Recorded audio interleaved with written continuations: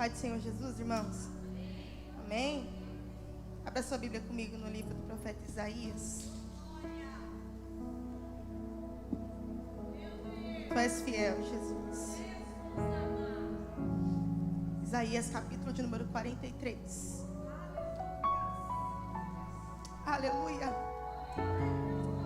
Aleluia. Aleluia.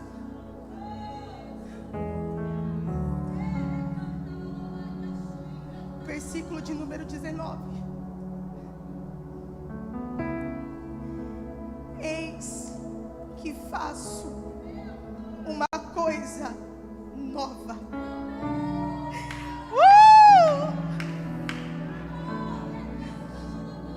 Que está saindo à luz. Porventura não a percebeis. Eis que porei um rio no ermo e caminhos no deserto. Aleluia. Você pode glorificar o Senhor? Irmão, que presença é essa nesse culto? Oh, glória. Você pode mergulhar comigo nessa presença? Irmão, já tem dias que eu tenho sentido uma dor muito forte na coluna, eu não conseguia andar. E hoje eu fui acometida dessa dor de novo. Eu falei, Senhor, eu não vou conseguir estar lá. Mas quando eu cheguei aqui, eu senti a presença de Deus e eu fui alcançada. Ele está em nosso meio nessa noite, Ele está aqui. Então aproveita a oportunidade e mergulha nessa presença. Antes de nós entrarmos na palavra brevemente, quero louvar o Senhor por estar aqui. Eu sou muito feliz de agora fazer parte dessa casa. Que honra, que alegria, irmãos.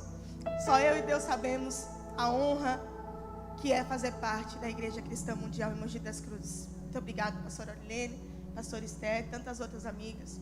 Na hora que eu vi pastor Esther, pastor Orilene chegando, eu fiquei nervosa, irmãos. Eu falei, Senhor. Aí eu trouxe a memória o que João Batista disse, né? Adiante de mim vai alguém que é maior do que eu. Que unção. Que Deus continue abençoando as pastoras dessa casa, a todos aqui presentes, amém? Você venceu. Você poderia não estar aqui, mas você veio. Venceu a tua carne, um monte de coisa para fazer, você deixou para lá e veio buscar primeiro o reino do céu. Eu quero louvar a Deus pela sua vida, amém? Vamos à palavra. Glória a Deus.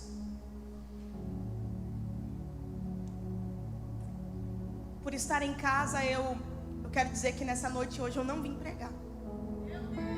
Eu só vim compartilhar com os meus irmãos aquilo que eu recebi na semana profética e tenho trazido à minha memória até o dia de hoje. Nós cantamos aqui sobre algo novo, nós cantamos aqui que Ele é vitorioso. Todas as confirmações já foram aqui estabelecidas neste culto. Então eu gostaria que você recebesse do Senhor essa palavra, porque de fato ela não é de homem algum, ela provém dEle. E Ele se responsabiliza em cumprir aquilo que Ele mesmo promete. Amém?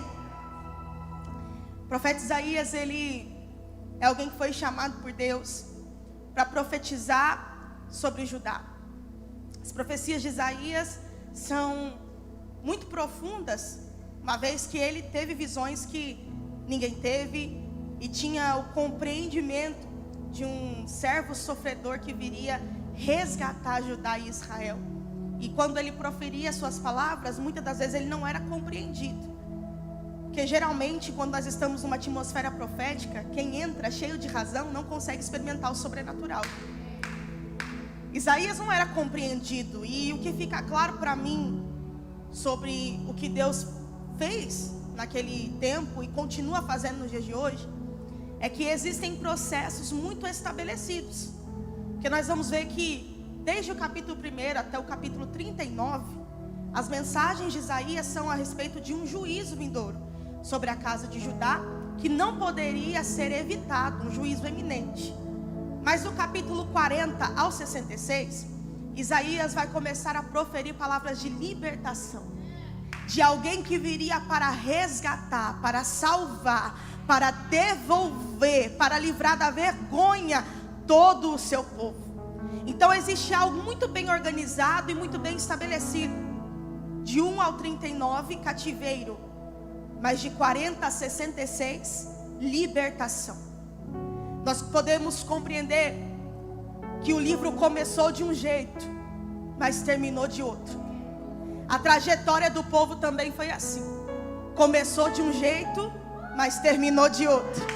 Começou em cativeiro, mas terminou em libertação. Começou em dificuldade, mas terminou em prosperidade. Começou com choro, mas terminou com alegria. Deus te trouxe nessa noite de glória para te dizer: a tua história não termina aqui, vai acabar diferente do que começou. Melhor é o fim das coisas do que o seu princípio. Ainda tem muita água para rolar debaixo dessa ponte. Ainda tem um trajeto muito longo para você caminhar. Não se desespere. Que toda ansiedade seja tirada de nosso meio. Que toda inquietação seja vencida pela palavra do Senhor. Deus está dizendo: eu vou te surpreender. Hoje cativeiro, amanhã libertação. O choro, mas a alegria virá ao amanhecer. Aleluia. E o povo foi entregue, porque nós sabemos, ouvimos muito sobre essa história. Eles deixaram de adorar o Senhor como Ele deveria ser adorado. E aí o povo vai passar agora pelo exílio, ou melhor, vai ser conduzido pelo Senhor ao exílio. Especificamente aqui falando de Isaías, o povo de Judá será conduzido ao exílio babilônico. Nabucodonosor está ampliando as suas terras, o seu império está crescendo, e ele agora vai, por permissão do Senhor, levar o povo de Judá cativo. O que me chama a atenção é que Deus chama Isaías e chama uma equipe junto com ele para estar nesse tempo de cativeiro, profetizando avivamento e profetizando arrependimento. Os tempos eram maus, mas Deus levanta profetas para liberar avivamento e arrependimento. A Bíblia vai dizer que o Senhor chama Isaías para pregar ao povo de Judá, e vai chamar, por exemplo, Amós para pregar ao povo de Israel. Dois profetas chamados por um só Deus, completamente distintos um do outro, cotidianos completamente diferentes. Isaías, linhagem real; Amós, boieiro, estava no pasto.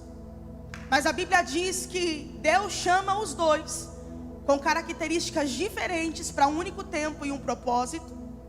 E esse mesmo Deus vai fazer com que a sua obra seja concluída com êxito. Isaías não conheceu Amós na sua trajetória. Um pregava a Israel e outro pregava a Judá. Eles não eram amigos próximos, nem amigos íntimos. Então nós podemos dizer que quando Deus liberou a palavra para Isaías, no capítulo de número 6, Amós não estava presente. Isso é comprovado pelo texto. E quando Deus também chama Amós, no capítulo 1, nós vamos ver que ele estava sozinho, executando seu trabalho num dia cotidiano comum. Ambos não se conheceram. Ambos não caminharam um do lado do outro fisicamente. Mas os dois completaram a boa obra que o Senhor chamou eles para fazer. Sabe o que Deus está dizendo? Isaías não conheceu Amós. E não é porque os olhos de Isaías não viram Amós que Amós não foi chamado para dar reforço àquilo que Deus tinha liberado para Isaías. Ou seja, não é porque Isaías não está vendo que Deus não está enviando reforço. Não é porque Isaías não conhece Amós que Deus não está trabalhando a favor de uma obra que Ele mesmo liberou sobre a vida dele. Não é porque você não está vendo que não está acontecendo. Não é porque você não está contemplando com seus olhos carnais que Deus não está fazendo nada. Essa noite de glória é para te dizer: eu estou enviando reforço. Você não está vendo, mas eu estou trabalhando. João João Batista vai ser levado preso. E aí a crise bate, sabe por quê? Quando os nossos olhos deixam de enxergar diante de nós aquilo que nós queremos testemunhar, a dúvida vem ao coração. Aí preso, ele chama 2 dos seus servos e manda eles irem até Jesus perguntar: vem cá, tu és mesmo o Cristo, ou nós temos que esperar outro? Jesus não responde nada, continua curando, salvando, libertando. Depois que faz a obra, responde aos servos: vá até João e diga que os cegos vêm, os coxos andam, os mudos falam, e aos pobres preguem o evangelho. Sabe o que Jesus diz com essa atitude? João, não é porque você não está vendo que eu não estou fazendo. Quem está preso é você, eu não estou. Quem está limitado é você, eu não estou. Jesus está dizendo para mim e para você nessa noite: eu estou trabalhando. Eis que não dormitará e não tosquenejará o guarda de Israel.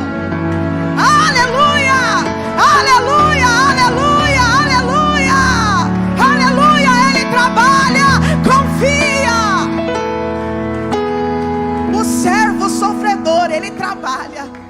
Aleluia. Oh, alabaçui de comidarabacebe alabanto. Oh, irmão, Jesus está dizendo algo extraordinário a nós aqui nessa noite.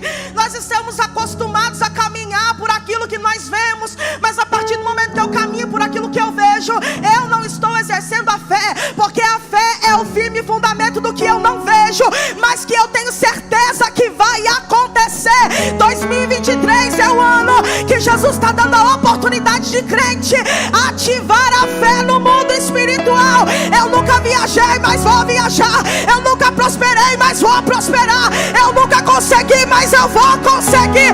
Livre, livre, livre, livre, livre para viver o novo de Deus. É isso que nós somos. Aleluia. A Bíblia diz que os anos de cativeiro são chamados de anos negros. Foram 70 anos o povo de Judá no cativeiro babilônico. São chamados de anos negros. Sabe o que é definição da palavra negro? Significa que recebe a luz, mas não resplandece. Que recebe a luz, mas não reflete. O povo caminhou em escuridão, em anos negros. Mas a palavra de Deus diz, através do profeta Isaías, que este povo viveriam anos de escuridão. O povo caminhava em trevas, mas de repente viu brilhar uma forte luz. Os anos de escuridão, os anos que determinaram anos negros, sombrios, tiveram um fim quando o povo viu brilhar uma forte luz. Essa luz, irmãos, é Jesus, luz do mundo. O cântico de Simeão é este: agora, Senhor, pode me levar, porque os meus olhos viram a salvação dos gentios e a luz dos judeus. A escuridão acabou quando a luz veio sobre eles. Mas eu quero me atentar hoje aqui às características de um cativeiro, para que nós possamos entender aquilo que Deus vai fazer em nosso meio ainda hoje. A palavra diz que ao longo dos anos as profecias iam se cumprindo, e Deus vai permitindo uma crise espiritual no meio do povo. E a crise espiritual começou a gerar uma crise moral, que o povo, com o espiritual em crise, começaram a fazer o que bem entendiam, começaram a fazer o que quiseram e se esqueceram do Senhor. O sentimento de Deus acerca do povo ao conduzi-los para o exílio é de decepção. Isaías, no capítulo 5, traz o cântico do profeta acerca de uma vinha. E o profeta vai dizer: o meu amado tinha uma vinha nas colinas mais férteis. Ele cavou, tirou as pedras e plantou as melhores mudas. E esperando ele que desse uvas boas, cresceram uvas bravas, amargas. O profeta ainda acrescenta: o meu amado colocou no meio deles uma torre de vigia e um lagar. Agora julguem-me entre mim e a minha vinha, diz o Senhor. O que mais eu poderia fazer por ela? O sentimento de Deus acerca do povo é de decepção, de um investimento que não teve retorno. Nós vamos ver por diversas vezes o Senhor falando com profetas nesse sentido, de que Israel não retribuiu o investimento que foi feito sobre ela, que Judá não reconheceu e não frutificou do investimento que ele mesmo havia liberado sobre ela. E a palavra vai dizer que a partir de então as profecias vão se cumprindo ao longo dos anos, e o povo vai começar a padecer.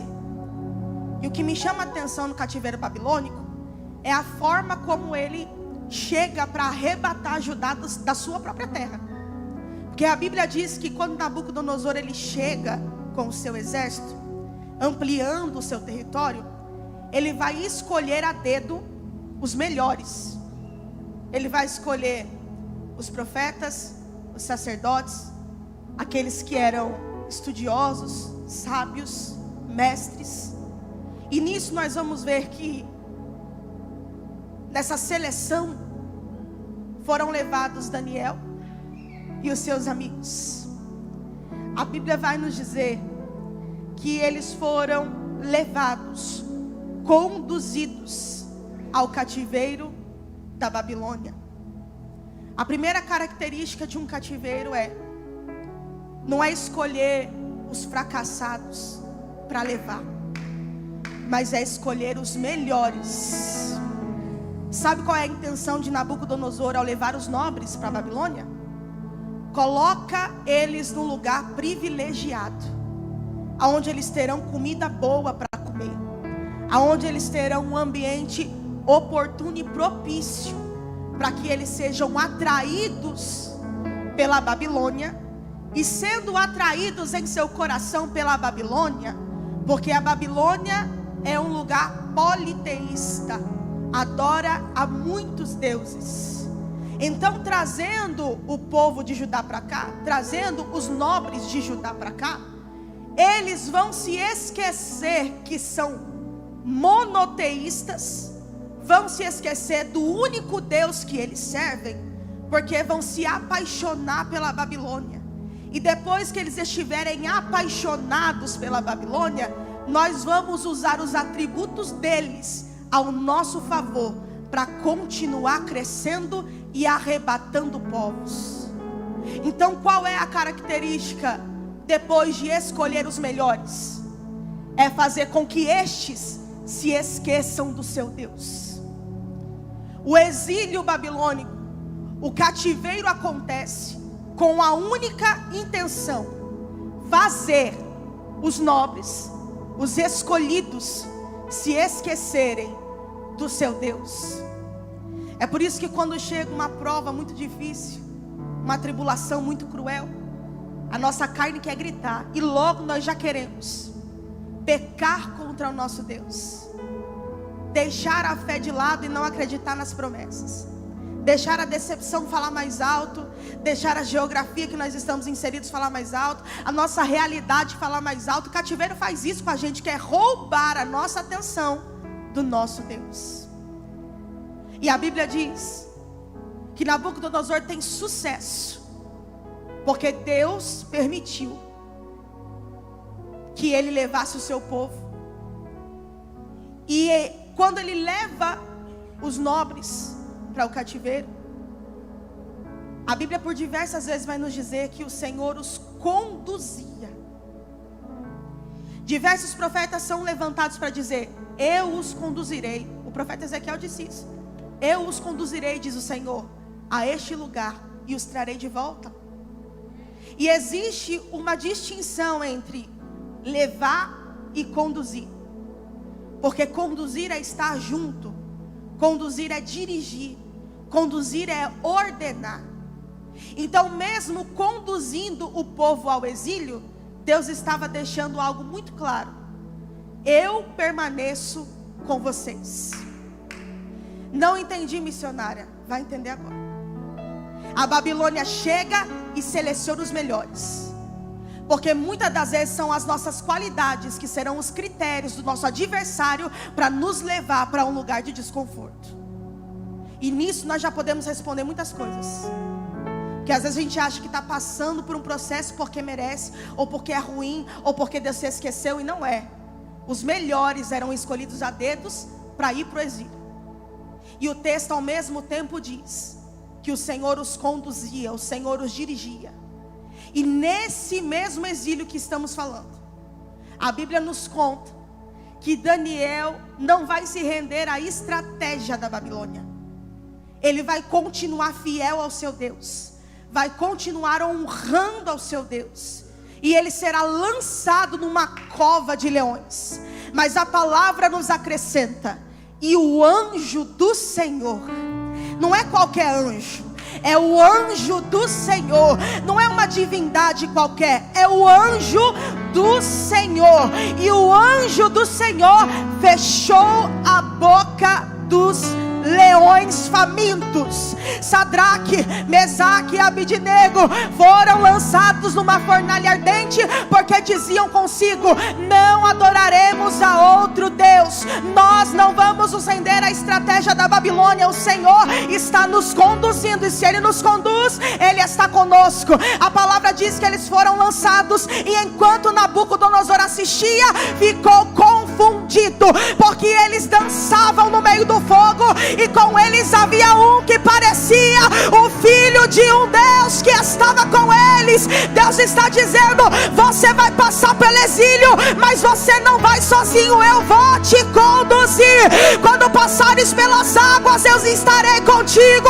Quando passares pelo fogo, eles não te queimarão, as águas não te submergirão, porque eu sou o teu Deus e te amo. Judá, estarei contigo. O desemprego vai vir, mas ele vai estar contigo. A porta vai fechar, mas ele vai estar contigo. O dia mau vai chegar, mas ele vai estar contigo. E você não vai morrer, tudo porque ele decidiu caminhar contigo. Aleluia, aleluia. Quero avançar aqui.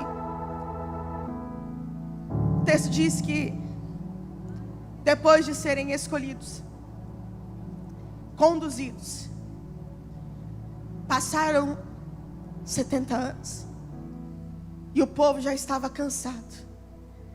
A canção do povo no exílio é uma só. Sabe qual? De tristeza, de frustração, de solidão. Salmo de número 137 é o cântico que o povo utilizava, e diz assim: às margens dos rios da Babilônia, nós nos assentávamos e chorávamos, lembrando-nos de Sião. Penduramos as nossas harpas, pois aqueles que nos levavam cativos pediam canções. E o salmista vai retratar ainda dizendo: como é que nós cantaremos o cântico de Sião em terra estranha? A tristeza era profunda, mas passados os 70 anos, a canção agora vai ser diferente. Salmo de número 126. Grandes coisas fez o Senhor por nós, e por isso nós estamos alegres. Você pode estar entoando um cântico de tristeza hoje, mas amanhã o cântico será diferente. Ele enxugará dos seus olhos toda lágrima e vai colocar um novo cântico na sua boca. Deus fez isso. Eu quero encerrar aqui no texto em que eu fiz menção, que fala justamente, de forma muito clara, quais eram os planos de Deus depois desses 70 anos de cativeiro, de exílio babilônico. E diz assim o capítulo de número 1: mas agora, assim diz o Senhor, que te criou, ó Jacó, e te formou, ó Israel. Duas verdades: Ele te criou e Ele te formou. Criar é diferente de formar. O que Deus estava dizendo é: eu criei vocês, mas eu também formei. Quando? Lá no exílio. Porque o exílio não vem para te matar, vem para te amadurecer. Assim diz o Senhor, que te criou e te formou. Não tenha medo. E Ele acrescenta: porque você é meu. Qual é a palavra que Deus usa para animar o coração do povo, para que eles parem de temer? Não tema, porque você é meu. Saber a quem você pertence te dá respaldo para não viver caminhando sobre o medo. Se você é meu, você não precisa ter medo. Na época de escola a gente fala muito isso, né? Vou falar para o meu pai, vou falar para minha mãe. Saber a nossa origem, a nossa identidade e saber a quem nós pertencemos nos dá respaldo para não caminhar sobre o medo, porque Ele não nos colocou o espírito de medo, mas de ousadia. E Deus está dizendo: qual é o maior motivo para você não ter medo? Porque você é meu, e porque você é dele, você não perecerá neste deserto. Versículo de número 2 diz assim: quando passares pelas águas, eu estarei contigo. E quando passares pela correnteza, a tradução original é essa: quando passares pela correnteza, não te submergirão. O que é uma correnteza?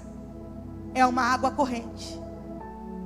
Se você não tomar cuidado, pode ser que ela te leve para o sentido que ela está correndo.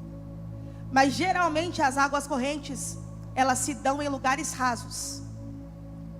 O recado que Deus estava passando para o povo é esse: não tenha medo da correnteza. Não tenha medo de como as coisas estão fluindo, porque as águas dessa correnteza são rasas. Elas não vão te afogar. Elas estão até correndo, mas não vão te destruir. Águas correntes, mas rasas.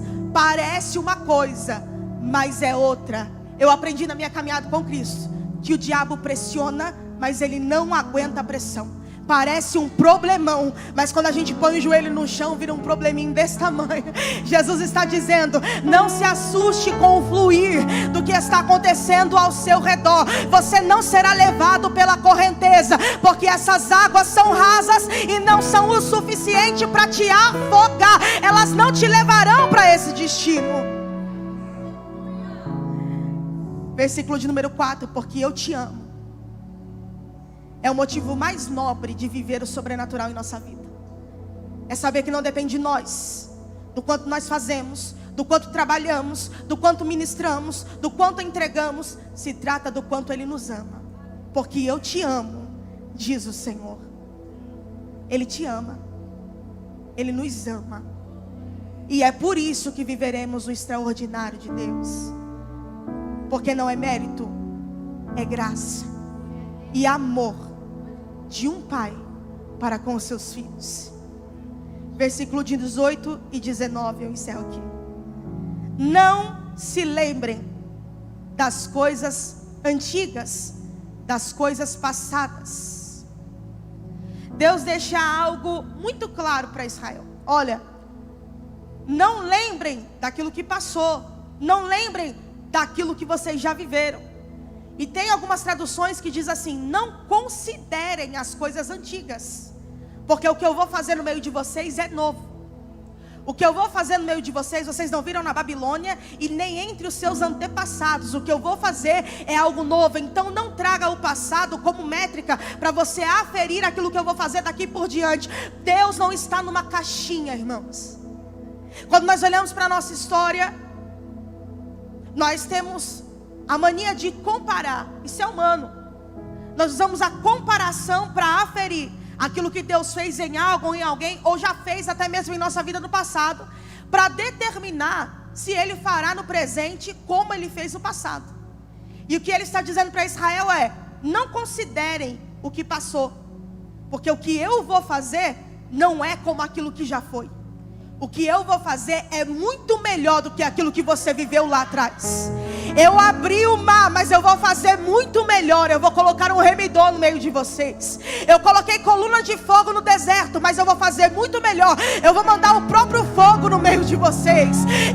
Aleluia, coloquei maná no meio do deserto, mas eu vou fazer muito melhor. Eu vou colocar o pão da vida no meio de vocês. Não considerem aquilo que é antigo.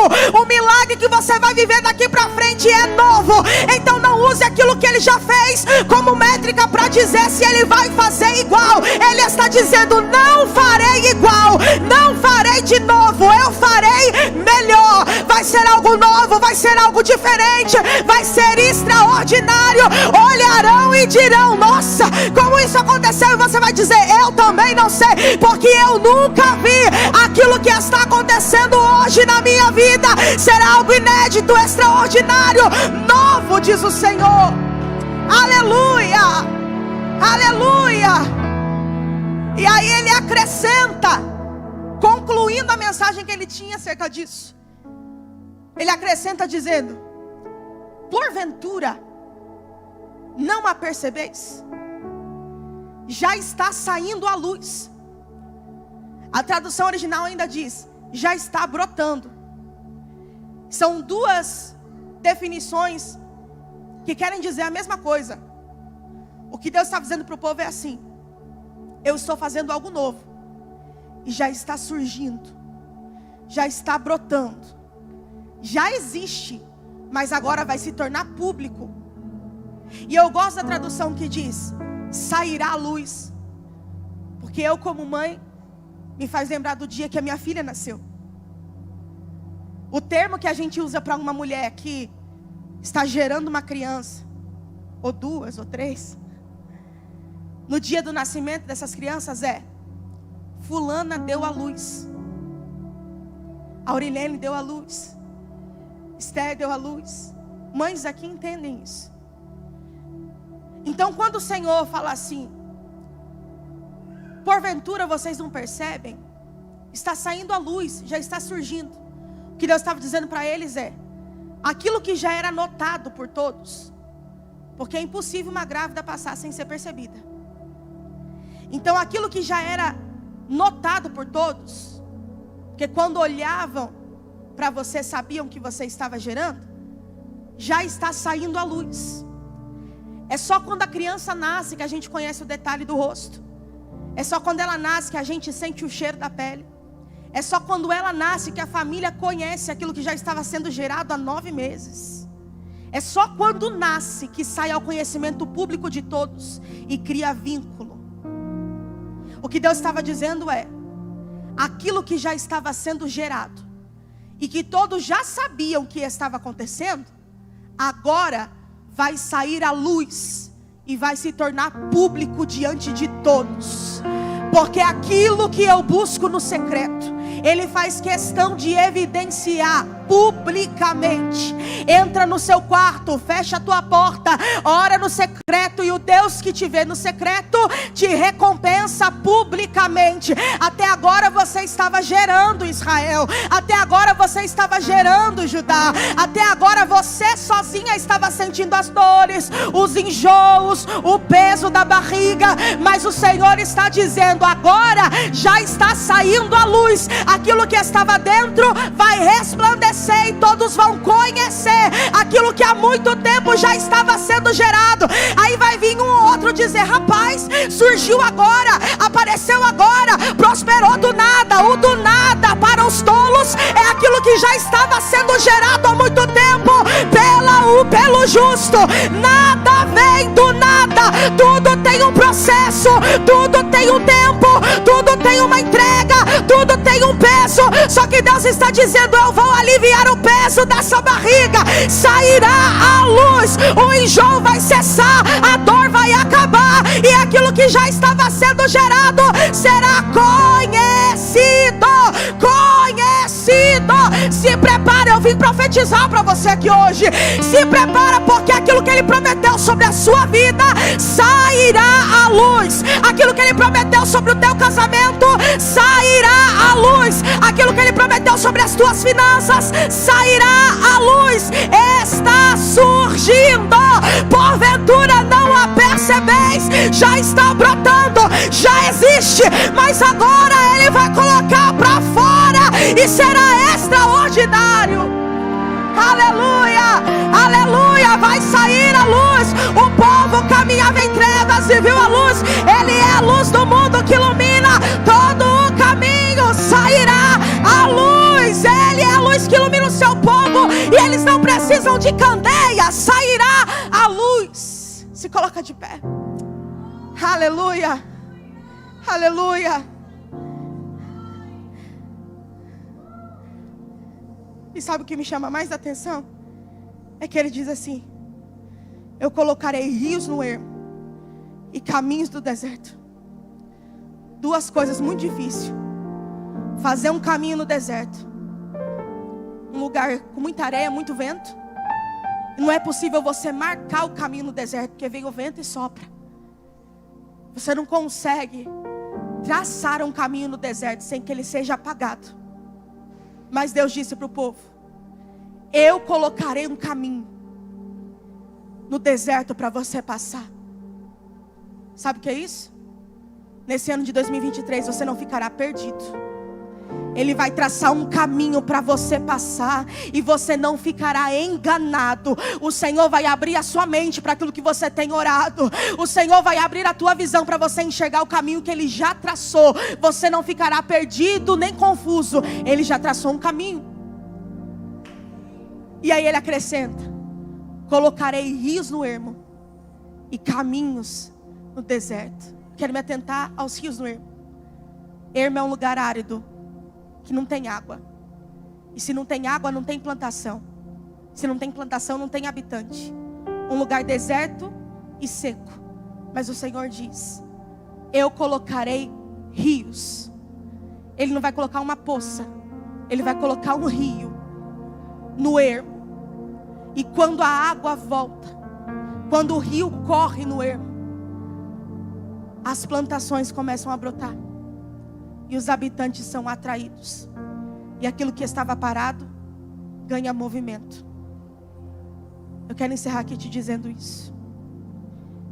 O Senhor, ainda este ano, vai colocar rios no ermo das nossas vidas. Aquilo que estava seco vai receber águas correntes. Rios em nossos ermos. E aquilo que era deserto voltará a ser habitado. Aquilo que não tinha broto, não tinha planta, vai começar a produzir. Porque Ele vai devolver o principal agente de vida, que é a água. Ele vai saciar a nossa sede. Porque Ele é a água da vida. Quero te convidar a orar comigo nessa hora. Quero te convidar a interceder por você, pela sua casa, pela sua família. Porque nós não estamos aqui reunidos em vão. Ore comigo, ore. Ore pela sua casa. Ore por essa palavra que Ele mesmo liberou ao seu respeito. Ore por aquilo que Ele está dizendo que vai acontecer, que vai se cumprir. Aquilo que Ele está garantindo sobre a tua vida. Senhor, nós oramos agora. Nós oramos, Senhor, como igreja, unidos, Senhor, num propósito. O Senhor tem dito, Senhor, desde o início desse ano, que aquilo que o Senhor vai fazer em nosso meio é algo novo. Aquilo que o Senhor vai fazer em nosso meio é algo que nós nunca vimos antes. Aquilo que o Senhor vai fazer em nosso meio é algo que nunca experimentamos. E assim nós cremos, Senhor, que aquilo que acontecerá no tempo determinado glorificará o Seu nome, porque será inédito. Nessa hora, Senhor, eu quero orar diante do Teu altar. Eu quero orar em comunhão com os meus irmãos, Senhor. Eu quero apresentar diante de Ti agora as nossas aflições e angústias. Nos ajuda ajuda a compreender, Senhor, que a Babilônia não tem poder de minar, de roubar a promessa que o Senhor já determinou ao nosso respeito. Nos ajuda a entender que o Senhor nos conduzirá, mas o Senhor nos trará de volta, porque o exílio consiste em sair e nunca mais voltar. Mas o Senhor levantou o profeta Sofonias para dizer: eu mesmo, eu, o Senhor, os farei regressar para a sua terra. O Senhor é um Deus que reverte o irreversível. Eles não poderiam voltar, mas o Senhor os fez voltar. Eles não poderiam vir, mas o Senhor os fez vir de volta para a sua própria terra. Eu quero declarar sobre a nossa vida nessa noite a reversão do irreversível. O Senhor nos fará voltar, o Senhor nos fará experimentar de algo novo. E nessa hora que toda incredulidade, Senhor, que toda falta, Senhor meu Deus, de esperança, que todo desânimo saia do nosso meio pelo poder da Tua palavra, e que nós sejamos movidos, Senhor, em esperança e fé, porque certamente o Senhor cumprirá ao nosso respeito aquilo que o Senhor mesmo já determinou, ainda neste tempo presente. Eu te adoro, te bendigo, tributo a Ti toda a honra, louvor, glória e exaltação que são Tuas por direito, Senhor. Muito obrigada por aquilo que já está acontecendo. E hoje nós saímos daqui percebendo aquilo que o Senhor já fez. Em nome de Jesus. Amém e amém. Deus seja louvado.